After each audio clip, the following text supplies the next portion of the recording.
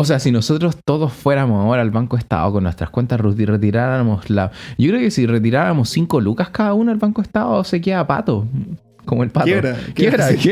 Se queda pato como el pato mismo el Banco Estado. Así como asume su posición natural. Es súper malo, paréntesis, súper malo que la imagen publicitaria del banco sea un pato, así.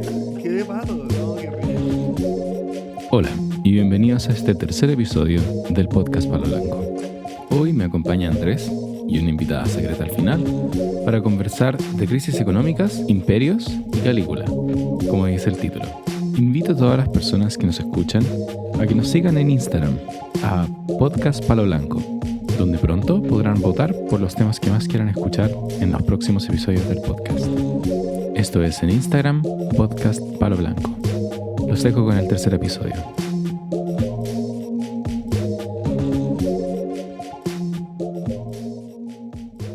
¿Cómo estáis, Marcianito? Bien, Alvarito, ¿tú cómo estás? Bien feliz de haber estado acá. Este es el tercer episodio ya del podcast. Y quisiera partir, porque estamos en vacaciones de invierno todavía. Estábamos en vacaciones de invierno. De hecho, la razón por la cual no tuvimos muchos episodios entre el 2 y este fue por las pruebas, por los exámenes. Ajá. Y ahora que estaba en vacaciones íbamos a grabarlo antes, pero recién pudimos hacerlo. Y lo estamos haciendo en el día en el que se toman los ramos. Sí, así que ha sido un día bastante estresante y frustrante. Muy frustrante. Eso mismo, porque los ramos que los dos necesitamos, que son ramos como claves de economía, no tienen cupo. Ya no hay cupo, así que vamos a tomar... Yo por lo menos estoy tomando un 30% menos de los ramos que... Me voy a cambiar de carrera, es la única opción. Una carrera con cupo. Una carrera, exacto. Una carrera que tenga ramos decentes con cupo. Y nos juntamos a grabar el episodio, pero antes de hacer eso vimos un documental. Y yo creo que es un tema que se mantiene como en la palestra, no sé cómo se dice. Es importante, es un tema que yo creo que no tiene fecha de vencimiento. Siempre va a estar ahí hasta que se solucione ese problema. Sí, absolutamente de acuerdo. El documental que nosotros vimos se llama The Four Horsemen o Los Cuatro Jinetes del Apocalipsis en español. Es un documental socioeconómico, diría yo. Yo también creo, sí. Socioeconómico, histórico a veces. Y en vez de tratar de explicar el documental, yo sugeriría a las personas que lo vieran. El documental está muy bien hecho. De por sí es un gusto verlo porque está bien editado y siento que está bien explicado. Justamente. Bueno, entonces ese mismo documental que tú me habías explicado y ayer lo vimos, trata justamente sobre parte como hablando de la crisis del 2008. Ese es un tema, pero muestra como todo el sistema en el que vivimos está viciado de alguna manera, que es algo de lo que se ha planteado muchas veces, pero es muy interesante el punto de vista que se exhibe, porque partían hablando de que no era algo conspiracionista, no era a la izquierda ni nada, sino que estaban mostrando hechos duros de cómo era la sociedad, cómo era el capitalismo estaba viciado, cómo habían cosas corruptas detrás, cómo realmente no era capitalismo, sino que era un sistema para la élite, y así en estos cuatro jinetes que son como cuatro etapas que caracterizan este proceso de la sociedad. Claro, exactamente. Acá he de mencionar, muy importante, que el documental está en YouTube. Está completamente gratis, porque la empresa que lo hizo, que se llama Renegade Economist, subió el documental a YouTube completo y tiene subtítulos en básicamente todos los idiomas del mundo. Así que eso es como un punto de partida importante. Todos lo pueden ver mientras tengan una conexión a internet y YouTube. El documental hace esta alusión a los cuatro jinetes del apocalipsis como una referencia bíblica, pero les cambia los nombres. Pues en este caso son cuatro que serían los imperios, la banca, terrorismo y recursos. Y termina con progreso, que no sería un jinete del apocalipsis, sino que sería una respuesta, digamos, a cómo solucionar el problema que tenemos. Y en la propuesta, o sea, el comienzo, cuando parte el documental, parte con algo súper interesante que menciona que en como los problemas que tienen los imperios es que tienen una vida como bien limitada de 250 años o 10 generaciones aproximadamente. Esto lo dice un historiador que se llama Sir John Glover, si no me equivoco. Y en su libro, The Fate of Empires, habla de las distintas etapas por las que pasan los imperios. Entonces un imperio parte con la edad de los pioneros, después viene la edad de la conquista, la edad del comercio, la edad de la riqueza, la afluencia, la edad de la inteligencia y se termina con la edad de la decadencia. El documental parte hablando que esto como lo comparten todos los imperios, el imperio romano, los griegos en su tiempo, y indiscutiblemente Estados Unidos fue la potencia mundial y todavía en cierta forma lo es la potencia mundial más relevante de los últimos 150 años. Y bueno, claro, inmediatamente después de mencionar lo de la edad, para dar una especie de contexto, se habla ya de el final de la Segunda Guerra Mundial. Pues aparece ahí de estos como Chief Advisors, no me acuerdo de qué parte era, pero parece que era una rama del gobierno de Estados Unidos, hablando de al final de la Segunda Guerra Mundial, nosotros producíamos 12.000 aviones, 2.000 barcos, y eran como la nueva Roma, ¿cachai? Una producción tremendamente grande. La mitad del PIB del mundo. Claro, era la próxima, exacto, la mitad del PIB del mundo, con tremenda influencia a nivel global, al finalizar la Segunda Guerra Mundial. Y en cierta forma eso marca muy fuertemente una especie de como fin de la edad del comercio de Estados Unidos. Y una solapación con la edad del intelecto, la carrera espacial, un montón de avances tecnológicos acompañados. Y que de a poco este como espacio que se da en la edad del intelecto empieza a transformarse lentamente en lo que el documental llama pan y circo, y que se caracteriza por una obsesión por las riquezas materiales, una pésima distribución del dinero, del ingreso, entre otras características que muestran que las sociedades como que los imperios empiezan a fracasar en cierta forma en estos como pilares fundamentales que permiten mantener la estabilidad. Claro que al final es un proceso, es un ciclo. No sé, a mí me llamó mucho la atención esta teoría que tenía este autor, porque es como el camino que todos los grandes imperios han transitado, y él mostraba que efectivamente era casi que como que estuviese escrito. Y eso a mí me llamó mucho la atención, como que fuese un proceso que no sé si es que no pudiésemos evitar, no sé si es que esta por ejemplo, la solución que entrega el documental es sobre si es que es una nueva forma de romper con este ciclo, porque no mostraba como que esto fuese algo que hayan hecho otros imperios, sino que los otros imperios se han acabado. Aquí muestra cómo renovar este imperio, revitalizarlo, reestructurarlo, cambiarlo. Eso a mí me parece... Sin destruirlo. A mí me parece súper interesante eso. Yo apuntaría a que no sé si el documental quiere hacer eso, pero a que quizás este es como el papel que se tiene que cumplir para lo que vendrá después, el imperio que sea después, que viene a ser, sea los chinos, sea, no sé, no sabemos cuál es los chinos siguen siendo una tremenda potencia económica. Y no me atrevería a decir como mucha gente al tiro dice, no, si China va a ser el próximo Estados Unidos, la próxima Roma, después yo no lo tengo tan claro, pero quizá el documental no sé si apunta a reformar, pero apunta que en algún momento mencionan que cuando los imperios se acaban es como se acaba, o se acaba con un bang fuerte, o se acaba lentamente en un proceso de años. Y el problema de que se acabe con un bang es que daña a muchas personas, mucha gente, como dice, queda con mucha sangre en el piso. Quizá estos procesos de progreso no van a hacer que la cúpula de poder se mantenga en el occidente como lo hemos conocido en el último tiempo, sino que haya un cambio de la cúpula de poder hacia oriente, pero que en el proceso de ese cambio de poder no haya sufrimiento excesivo, ¿cachai? Que se minimice en cierta forma la sangre, entre comillas. Que no hayan guerras. Que no hayan guerras, claro. O sea, esto ya se sale un poco del documental, pero a mí siempre me ha preocupado en cierta forma... Nosotros tenemos acá en Chile un súper buen acceso a aguas en ciertas formas dulces, ¿cachai? De por sí la reserva de aguas dulces del mundo es extremadamente escasa, y Chile tiene harto acceso a agua dulce y además a hartos recursos naturales que permiten subsistir incluso en los peores casos del cambio climático. Y eso en un punto en el que no sea reversible en el futuro va a volverse una especie de commodity súper valioso. Cómo en cierta forma evitamos que intereses externos muy fuertes generen conflictos cuando hay intereses económicos acá, en el presente, y esto lo defiende mucho el documental, que viene después en los siguientes jinetes.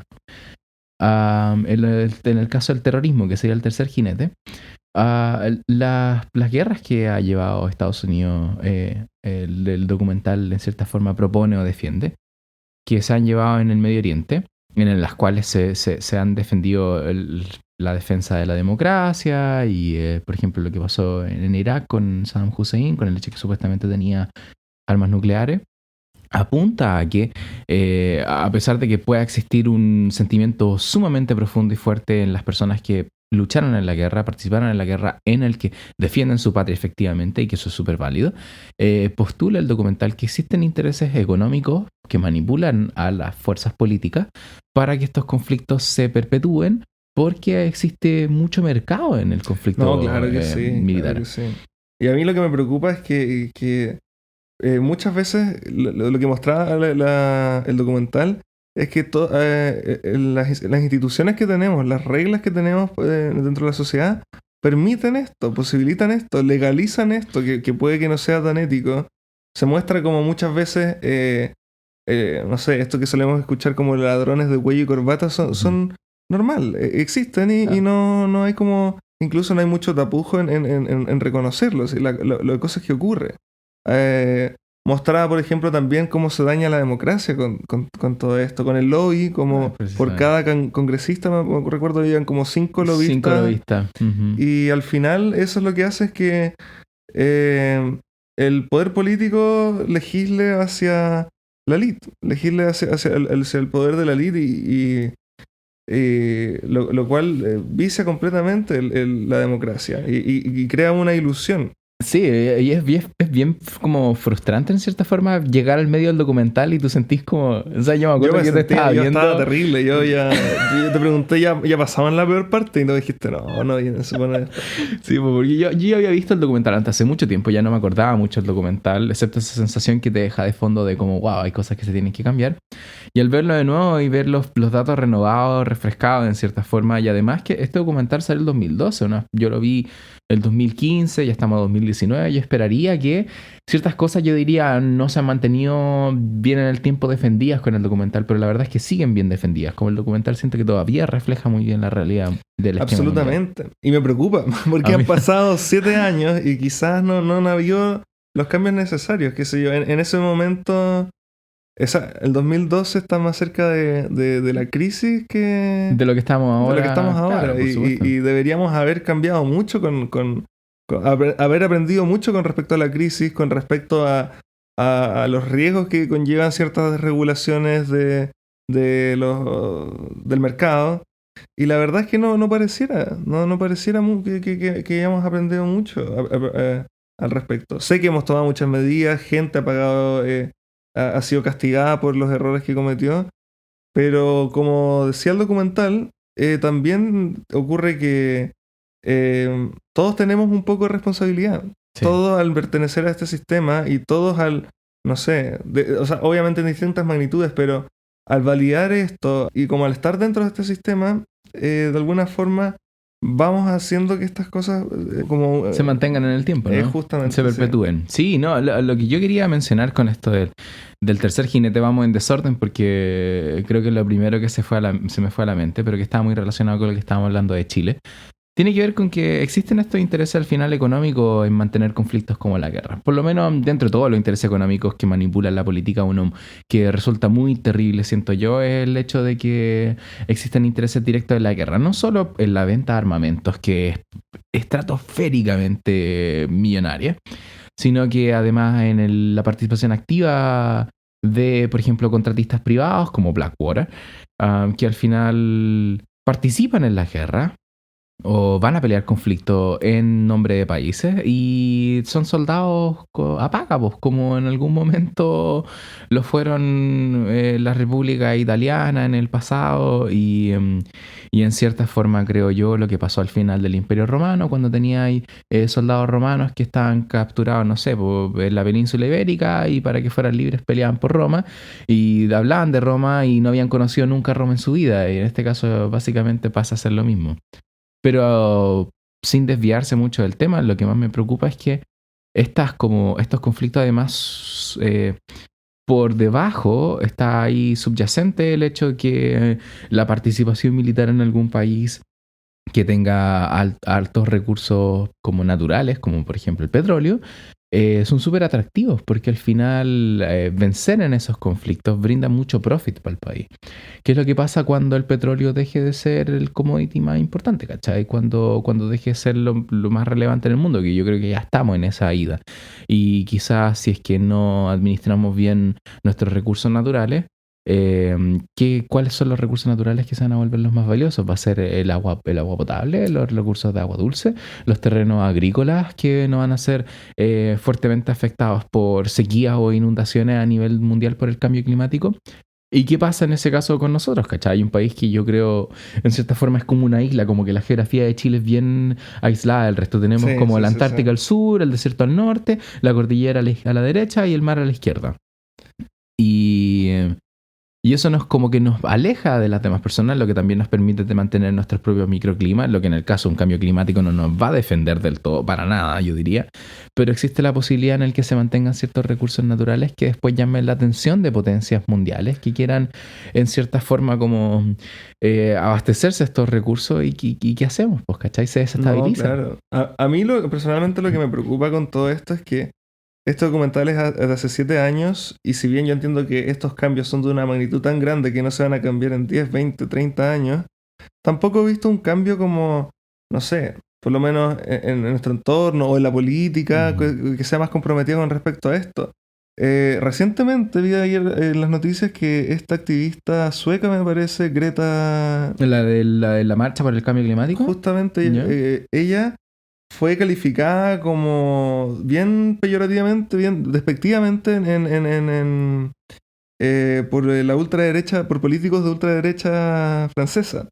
Y que en el fondo minimizando problemas que son graves, minimizando problemas que van a urgir, que ya están urgiendo, y que muchas veces el empresariado o políticos o la élite con el afán de mantener crecimiento, mantener las ganancias, ven como que va a ser un problema en el futuro y no se soluciona. También hace poco, con respecto a lo que tú mencionabas del agua potable en la Antártica, como la semana pasada, un empresario de Arabia Saudí, me parece, sacó un pedazo de hielo gigante y se lo llevó para... No recuerdo para qué fue, pero no creo que sea para hacer conciencia sobre los efectos del cambio climático.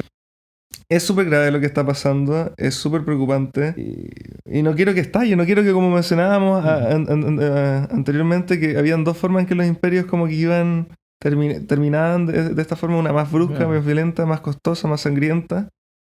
Y me preocupa que lleguemos a eso. Y quizás tiene que ver con que nosotros estamos saliendo recién del curso de economía del siglo XXI que se toma en las facultades Ciencias Administrativas y Económicas de la Universidad Católica, que o sea, nota, es uno de los mejores ramos que he tomado en la universidad, con dos tremendos profesores y aunque Joaco un poquito desordenado, pero... Sí, no, pero bien. Y o sea, de por sí uno de los mejores ramos que he tomado, es buenísimo. Y yo creo que está muy pendiente ese ramo acerca del cambio climático, lo analiza de una manera bien factual, lo que me parece excelente, porque hay algo que me molesta el discurso del cambio climático, que se ha convertido en un discurso político. Y nosotros tenemos que entender que esta cuestión no tiene que ver con la política, es un discurso científico. Estamos analizando datos contra datos y gran parte de los datos apunta a que nosotros tenemos un impacto directo sobre el medio ambiente y que si no hacemos algo para revertirlo, no vamos a tener los recursos que nos permitan sustentarnos en un futuro.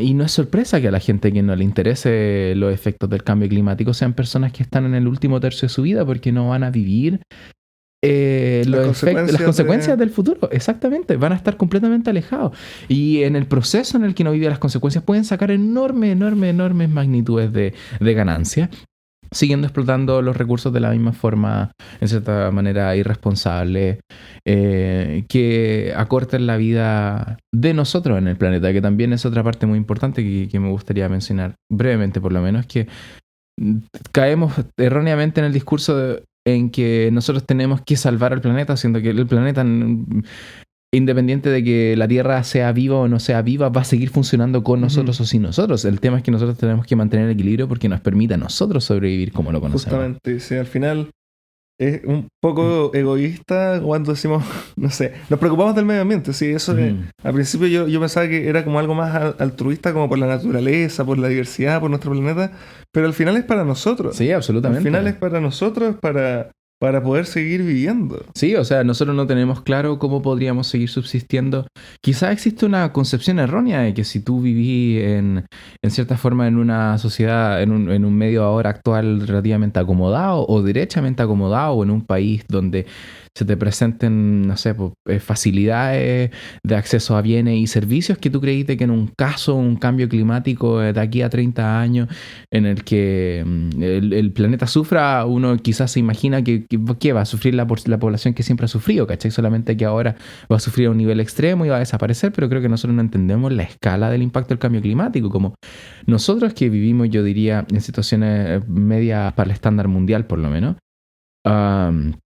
Un cambio como el que se proyecta en el cambio climático va a ser absolutamente brutal para nosotros, ¿cachai? Y para todos, yo creo que no hay gente que se escape, ni siquiera el 1%. Esa gente también la va a pasar mal. Porque cuando tú no tenés de dónde sacar agua, no importa la plata que tengáis en el mundo, ¿cachai? Como que se te colapsa el sistema entero. Sí. La gente no se puede comer la plata.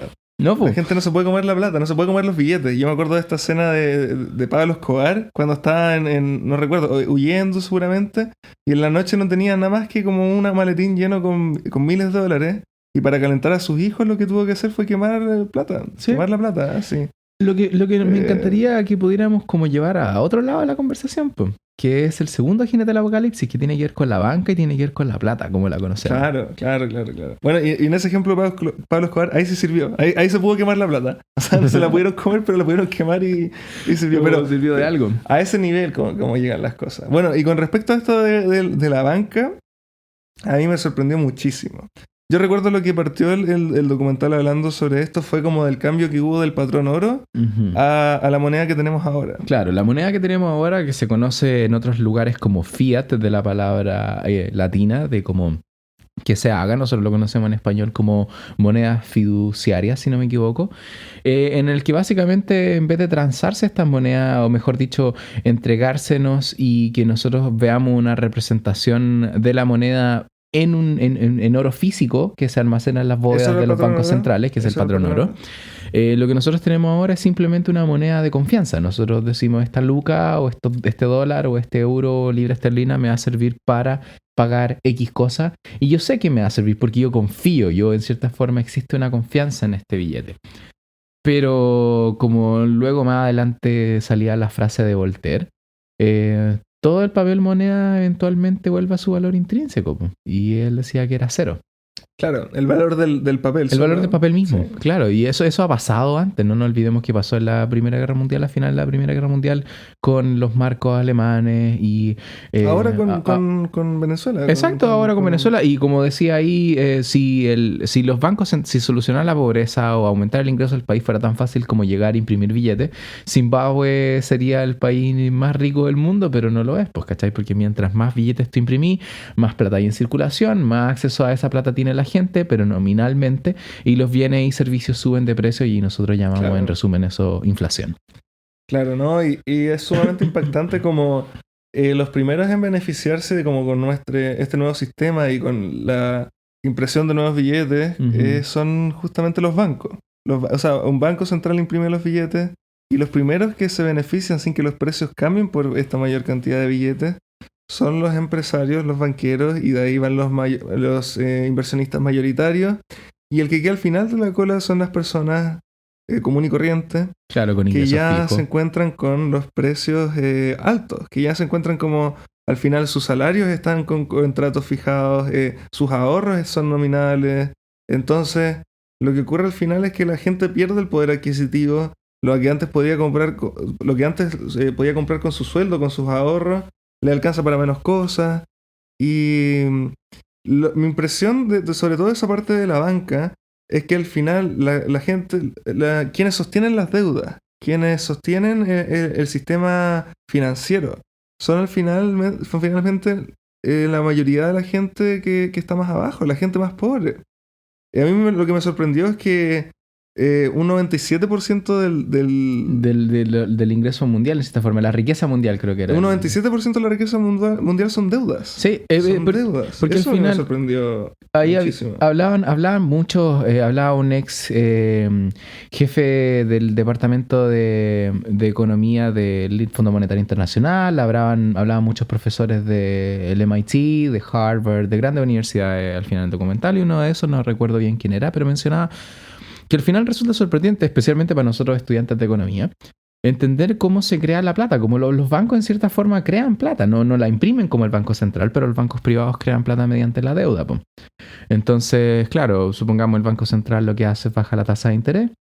Los bancos privados pueden comprarle, digamos, en cierta forma este dinero al Banco Central a un menor costo, y lo que hacen ellos con este fondo limitado que les llega, digamos, que pueden comprar del Banco Central, prestan 10 veces, 20 veces la cantidad que tienen. Bajo la confianza en el que no todo el mundo va a ir a pedir su plata al banco y ir a retirar su plata al banco al mismo tiempo, que eso es lo que nosotros conocemos como el corralito, pues, ¿cachai? Claro. Que es cuando toda la gente va a buscar esa plata que se supone que está en el banco, pero en realidad no está. O sea, si nosotros todos fuéramos ahora al Banco Estado con nuestras cuentas y retiráramos Yo creo que si retiráramos 5 lucas cada uno al Banco Estado, se queda pato. Como el pato. Quiebra. Se queda pato como el pato mismo el Banco Estado. Así como asume su posición natural. Es súper malo, paréntesis, súper malo que la imagen publicitaria del banco sea un pato, así, que de pato. Sí, es raro que nosotros digamos que de pato como de no tengo plata. ¿Por qué siempre ocupamos palabras animalísticas como que de pato o buena perro, hagamos una vaca, lo pasé chancho, querís caballo cuando le decía a alguien caballo. Oye, un buen paréntesis, tenés razón. Yo creo que el Banco Estado refleja exactamente la realidad de la mayoría de los chilenos, que tú veís tu cuenta en el Banco Estado y tenéis 300 pesos. Entonces, estáis pato siempre, pues. No, mira, yo la verdad, el Banco Estado, yo le tengo mucho respeto, porque si bien es un banco, qué sé yo, que cobra comisiones, 300 pesos por todo, no te genera, a diferencia de todos los bancos, del resto de los bancos, no necesitas como ningún requisito para sacar una cuenta vista, sacar una cuenta root.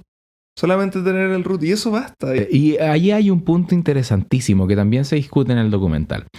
No quiere decir el documental que la banca es mala, ¿cachai? Infernal, lo que viene a ver, con que hay ciertas cosas que brindan una plusvalía al mundo. O sea, si yo creo un vehículo, un automóvil, como dice el documental, que funciona en base a césped, a pasto que recién acabo de cortar, y yo digo, oye, yo quiero hacer plata con esto, yo se lo voy a ofrecer al mercado, y el mercado probablemente me va a decir, esto es una tremenda inversión, no voy a tener que nunca más comprar petróleo, voy a hacer que mi auto funcione mientras corto el pasto de mi vecino, ¿cachai?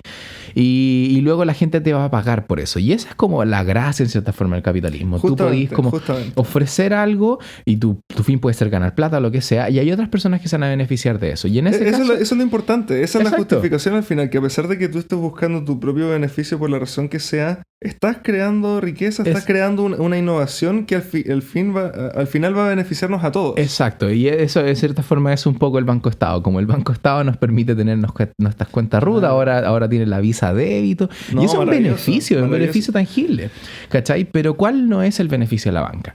En cierta forma el beneficio, o sea, el no beneficio de la banca, la parte negativa es cómo se genera la deuda, para que las personas que quedan al fondo de la pirámide, en el que como de la economía de chorreo en cierta forma, a quienes que quedan al fondo de la pirámide, cuando les llega estos nuevos como ingresos nominales en cierta forma que se han inyectado en la economía, ¿qué hacemos para que esas personas ahora sus ahorros no valgan menos? Cuando se imprimen más billetes y como generalmente en la sociedad se instauran estos billetes, los precios no suben automáticamente. Claro. Los precios suben temporalmente. Hay un montón de efectos que ocurren en el camino. Exacto, y toma tiempo, toma un plazo temporal. Entonces, las primeras personas quienes ahora se benefician de, por ejemplo, créditos con menores tasas de interés y que compran bienes y servicios, son los primeros en seleccionar aquellos bienes y servicios que luego en un futuro probablemente próximo, si es que la inyección de dinero fue alta, van a subir de precio. En el documental aparecía una persona que se autodenominaba capitalista, recuerdo, pero que mencionaba, entre paréntesis, esta persona trabajaba en Wall Street. Ah, sí, este era un ex-trader en Wall Street. Justamente. Trabajaba con acciones. Y lo que mencionaba es que el sistema en el que estábamos era socialista para los ricos y capitalista para los pobres, porque ocurría que cuando los dueños de los bancos quebraban o los dueños de los bancos perdían, no podían recuperar las deudas que entregaban, el Estado los respaldaba, el Estado les pagaba sus pérdidas. Y Para que recalquemos- para que no se perdieran los fondos de la gente, supuestamente. Claro. Bajo ese argumento, como mira, vas a tener como toda una revolución si es que no nos pagas, porque Claro. van a haber toda esta cantidad de gente que no tiene su dinero, ¿eh? Y la verdad nosotros tampoco nunca lo tuvimos. Ajá, Así como... exactamente. Pero ahora no podemos Claro. como controlarlo. Y al final el Estado tiene que pagar lo que me pareciera que creo que en el caso de Estados Unidos, cuando con la crisis del 2008 fue como No. el costo de pagarle toda esa plata a los bancos fue como el doble de la Segunda Guerra Mundial. Absolutamente, claro. Fueran como 8.7 billones de dólares. Y a una cosa nosotros así, también nos 1.000 millones. pasó en, Entonces, en el 82, 83, cuando Claro. fue la crisis y todos los bancos en Chile quebraron y fueron estatizados. Y Sí. al final todos los chilenos pagaron eso y mediante los impuestos, y fue la forma de tirarle un salvavidas a los banqueros. De tirarle un Precisamente. salvavidas a los banqueros. Y al final las personas que están más endeudadas, las personas que sostienen esta deuda, que hacen que los bancos funcionen, son la gente más pobre. Mm. Y mostraba también, me parece, no sé si recuerdo si era un psicólogo o qué tipo de profesional, pero había una persona que mencionaba que la gente más pobre tiene valores mucho más fuertes que la gente rica y está mucho más comprometida a pagar la deuda que, incluso si no puede pagarla, como que está comprometida a terminarla. Precisamente, sí. Él hablaba que en algún momento, creo que lo mencionaba, no sé si era uno de los sicarios económicos, como se llamaban, Economic Sí. Hitman, o fue otro de estas personas que trabajaban como en trading de Wall Street. En algún momento la banca se dio cuenta, no sé si implementaron estudios para esto, pero que las personas que tenían menos recursos tendían a ser más responsables en el pago de sus deudas, probablemente porque tenían más que perder. Si te endeudáis por una tele y al final te terminan embargando 5 bienes o la casa incluso, porque no pudiste pagar la tele porque el crédito tenía una tasa de interés usurera, tenéis mucho más que perder. Pero si eres un empresario que se endeudó hasta la tusa, como dicen, pero que le da empleo a 5.000 personas y que si el empresario se va a quiebra, se te dan las 5.000 personas a la quiebra, ¿qué es lo que pasa? El empresario puede negociar la deuda de nuevo porque al Estado no le conviene que hayan 5.000 personas desempleada. Y es lo que tú decías, y de cierta forma es muy cierto, como capitalismo para los pobres, socialismo para los ricos. Pues para los ricos el Estado te ayuda, pero para mucha gente pobre, en estas circunstancias, las circunstancias que rodean a la banca, pareciera que no estuviera la misma asistencia disponible ahí para la gente de menos recursos. Y hay un tema tremendo ahí. A mí me encanta lo de las crisis económicas, tú ya lo sabes. Es bastante interesante. Sí. Uno de los profesores del ramo en recién de economía me pasó un libro que se llama Manías, Pánicos y Crashes, creo. Ahora lo quiero leer, hace rato que lo tengo ahí en mi lista por leer, pero quizás es muy importante mencionar que esta cuestión de lo de los bancos, que le pasa hasta a los bancos, pasa ahora. O sea, la crisis del 2008 está fuertemente relacionada con este tema. Mostraban como, recuerdo que para la crisis del crack del 29, se crearon leyes que protegían los fondos de las personas para sacarlos como de las inversiones corporativas de los bancos. Uh-huh. Y en el 90 se derogó esa ley. Sí. Y eso también hizo que, por ejemplo, para el 2008 los bancos pudieran agarrar la plata de cualquier persona y usarla en cualquier tipo de negocio. Y yo no estoy diciendo que se tenga que regular todo. El mercado tiene grandes ventajas y grandes eficiencias para repartir los recursos, pero tiene fallas y tiene cosas que son necesarias regularlas para que no volver a pisarla, o sea, tropezarse con la misma piedra. Claro, es que hay un tema importantísimo, yo creo, que tiene que ver con si nosotros planteamos que hay un mercado que se tiene que manejar y funcionar solo. Curiosamente vivimos en una sociedad en la que manipulamos muchas cosas del mercado para que no funcione solo.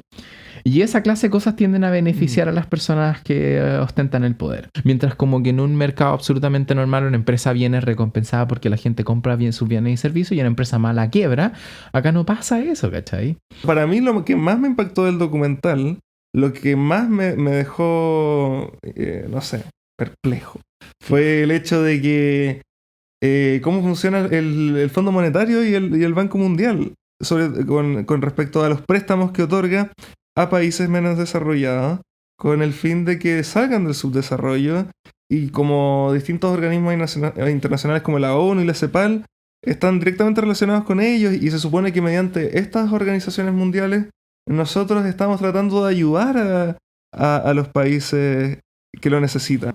Y lo que mostraba el documental es que esos préstamos que otorgan estos bancos internacionales, estos fondos, en general van a parar a empresas, a multinacionales, que al final son de los mismos empresarios que tienen la elite y no llega a las personas que realmente lo necesitan. Y al final son contratos que lo único que interesa es Sí. que las transacciones sean entre los ricos. Ahora, como para que no quede desconectada la idea, el curso que sigue el documental, que yo insisto, deberían verlo porque no vamos a alcanzar a cubrirlo entero. El curso que sigue el documental para explicar este fenómeno tiene que ver que cuando, por ejemplo, un país como Estados Unidos o cualquier otra potencia se entra en conflicto con otro país, ¿qué es lo que pasa? Como tú podrías haber hecho, como lo que pasa en el sur de Pakistán, por ejemplo, lo que pasó en su tiempo en el sur de Pakistán después de los atentados del 11 de septiembre y la guerra contra el terrorismo, como se llamó, la guerra contra el talibán en ese caso. Lo que se pudo haber hecho son operaciones comando que hubiesen atacado a las cabecillas de estos grupos talibán y así haberlo desmantelado de a poco, ¿cachai? Haber trabajado la guerra de guerrillas con guerra de guerrillas, que se conocía hace mucho tiempo cómo funcionaba. Sin embargo, lo que ocurrió fue que se hicieron invasiones en cierta forma a gran escala, destruyendo mucho capital físico de los pueblos o de las ciudades donde supuestamente estaban refugiándose estos talibanes. Sin tener un efecto sobre ellos, sin haber efectivamente desmantelado al grupo talibán. Pero ¿qué es lo que hacía? Luego generaba una necesidad para una reconstrucción de infraestructura. Y entonces en esta necesidad para reconstrucción de infraestructura, que sería el último jinete del apocalipsis, que es la de los recursos, lo que hacía es que se hacen estos como préstamos de ayudas mediante el Fondo Monetario Internacional, lo que sea, y en vez de ir a parar al país y que se haga un proceso regular de ver cómo reconstruimos el país, llegan empresas del mismo país que destruyó ese edificio, del mismo país que destruyó esa autopista, para tomarse este préstamo que le llegó del Banco Mundial al país y reconstruir la misma carretera que acaban de destruir. Justamente. Es básicamente hacer hoyo y taparlos, con la diferencia en el que quienes los pagan no es la empresa que va a construir, ni tampoco es el país que va a bombardear, sino que lo paga el país que tomó el préstamo. Es un préstamo que puede ser del Banco Mundial, digo, el Fondo Monetario Internacional, o de otros países de coalición entre países, pero son préstamos, no son gratis. Justamente, y eso es sumamente impactante porque eso está normalizado y es el sistema en el que vivimos y que yo creo que necesita una reestructuración, una reformulación, un cambio fuerte. Precisamente. Bueno, Andresito, nos quedan 3 minutos para las 2 de la tarde. Acá yo lo que quería hacer era llamar a la Victoria acá. De hecho... ¿Aló? Yes. ¿Aló? ¡Victoria! Primero que todo me gustaría presentar ahora, esta es Victoria, una amiga de Andrés y yo. Lo que estaba hablando con Andresito, que yo creo que tú después vayas a ver el podcast entero, ragazza, es... Ya. Hablábamos acerca de un documental que se llama... El capitalismo, Mad Max del Sí. capitalismo. Hablamos de un documental que habla de las crisis económicas, de las guerras, y encontramos... El documental habla de un montón de vínculos, de cómo se perpetúa este sistema en el que se entran en conflictos bélicos que permiten desarrollar necesidades económicas en países pobres y que luego reciben préstamos del extranjero que llegan al país y las mismas empresas de estos países que destruyeron esa infraestructura física ahora se forran en plata con préstamos que estos países pobres tienen que pagar. Po. Pero la guerra históricamente ha sido un negocio muy lucrativo. Ya, perfecto. Eso yo quería hablarte, porque este documental habla mucho de lo de los imperios. Parte, de hecho, hablando con los imperios. Hace una revisión en cierta medida histórica de los conflictos y su relación con la economía históricamente hablando. Y tú que estudiaste historia y estás ahora allá también en vías de estudiar historia. Así espero. Exactamente. No sé si tenéis como alguna especie como de mini anécdota que contar, por lo menos como en pre-presentación, en preludio a algún próximo episodio. Así como que se venga off the top of my head, los italianos de la nobleza italiana del Renacimiento, la mayoría de su plata la hacía a través del negocio de la guerra. No sé si es que esa información es 100% accurate, es lo que puedo como recordar ahora. Por ejemplo, los condottieri italianos eran básicamente mercenarios que muchas veces participaban de las guerras religiosas de la época. E incluso antes de eso, Calígula, el emperador romano, él, para aumentar su popularidad y que en alguna forma igual es rentable, en cierto sentido, como la popularidad de los líderes es rentable, Calígula trató de hacer lo que Julio César no pudo hacer, que era conquistar Britania, Inglaterra, la isla. No, Calígula todos lo conocen como el emperador loco, pero en verdad tiene una historia súper fascinante. Los primeros 7 meses de su imperiado, por no decir reinado, fueron como los mejores 7 meses de sus cortos años en el trono. Y después de eso tuvo lo que los romanos llamaban como brain fever, como fiebre cerebral. Estuvo en coma un buen tiempo y después de eso despertó, pero como que su cerebro está completamente fuera de balance. Se volvió con el paso del tiempo cada vez menos predecible y sin contar como toda su historia de la infancia, que yo creo que eso da como para otro podcast entero, que como las experiencias traumáticas de la infancia afectan como a los líderes en el futuro. Pero eso está bastante interesante. Sí, honestamente está muy bueno. Como Iván el Terrible. Yo me acuerdo que ese zar ruso tuvo también... Exactamente, ese tipo de gente. Bueno, el tema es que Calígula después de eso se volvió loco, básicamente. Cada vez menos predecible por la gente que lo rodeaba. Empezó a matar gente que él creía que lo querían matar a él, como su hijo adoptivo Gemellus. Y empezó a caer como en desesperación porque estaba perdiendo popularidad de la gente y se estaba gastando toda su plata en un estilo de vida bastante exótico, por así decirlo. Monumentos, prostitutas, comida, fiestas, como uno se imagina, como estos festines a la romana que uno se imagina que comen hasta morir y tienen relaciones y quizás cuántas enfermedades sexuales se transmitieron en esa época. Y Claudio, su tío, le dice como, oye, nos estamos quedando sin plata. Y reinstaura lo que había abolido en primer lugar, que eran los juicios de traición, que eran básicamente como juicios por sospecha, algo como por el estilo de Robespierre después en la Revolución Francesa. Y empieza a ganar plata con eso, empieza a quitarle terreno y dinero a los senadores y a la nobleza más rica de Roma, pero aún así no es suficiente, entonces lo que hace es tratar de ir a conquistar la isla de Inglaterra, que era lo que no había podido hacer Julio César y que no solamente le podía ganar mucha plata si es que lo lograba, sino que le iba a ganar mucha popularidad si es que lo lograba. El tema es que la misión terminó antes de siquiera empezar. Los romanos no conocían cómo era el Canal de la Mancha, desconocían completamente, sus barcos no eran barcos para cruzar canales como de mar, entonces estaban asustados, las tropas romanas se detuvieron, se oponían completamente en subirse a los barcos y cruzar al otro lado del río, porque aparte la costa de Inglaterra no es benevolente. Y no cruzó, entonces, de su propia armada, de sus propios... ¿cómo se llaman estas fases romanas? Tomó a la gente que se veía como más británica, las hizo parecer como esclavos y gente que atraparon en la guerra y los hizo marchar por Roma como si hubiesen sido como el premio que obtuvo en la guerra. ¡Wow! ¡Qué chato! ¡Qué loco! Fue demasiado trucho.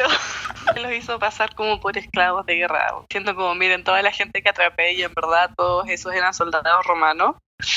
Y de hecho la gente no se lo creyó mucho. Bueno, claro, ragazzi, ahora nos tenemos que retirar ya porque me va a tocar a mí tomar rama ahora. Pero muchas gracias de nuevo por haber participado en el podcast. Así que como te dije, espero que te tengamos nuevamente acá. Estoy muy emocionada de participar, ganas de participar de nuevo. Un placer sería tenerte acá. Que les vaya bien con la toma de ramos. Gracias, Matt. Muchas gracias. Suerte y espero se pinchen algún cupo de algo. Ojalá. Bueno, estamos hablando, pues cuídate mucho. Saludos a la Juana también. En vuestro nombre. Vale, que estés bien. Chau, chau. Ya, chao. Y bueno, con ese buen cierre, yo siento que fue una muy buena historia. Era bastante interesante. Sí. Yo no había escuchado ese emperador romano. Vamos a cerrar con eso y con esa recomendación. Espero que vean el documental sobre el tema.